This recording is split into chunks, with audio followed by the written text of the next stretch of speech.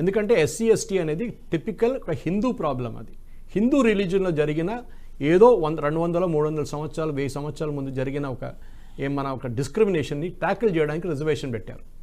అంబేద్కర్ గారు క్లియర్ అప్పుడు కూడా చెప్పారు, దీనికి ఒక టైం లిమిట్ ఉంటుంది, 10-20 సంవత్సరాలు ఇది అయిపోవాలన్నారు. కానీ అది కాలేదు. ఇప్పుడు 70 సంవత్సరాల తర్వాత రిజర్వేషన్ నడుస్తుంది. ఇంకా that means we have not achieved what we want to. కానీ దళిత్ క్రిస్టియన్స్ రిజర్వేషన్ ఇవ్వడం ఏంటండి? క్రిస్టియానిటీకి వెళ్తే మీకు క్యాస్ట్ లేదంటున్నారు వాళ్ళు, మళ్ళీ మీకు క్యాస్ట్ ఎక్కడి నుంచి వచ్చింది? బై డూయింగ్ దిస్ మీరు కాన్స్టిట్యూషన్ వైలేట్ చేస్తున్నారు.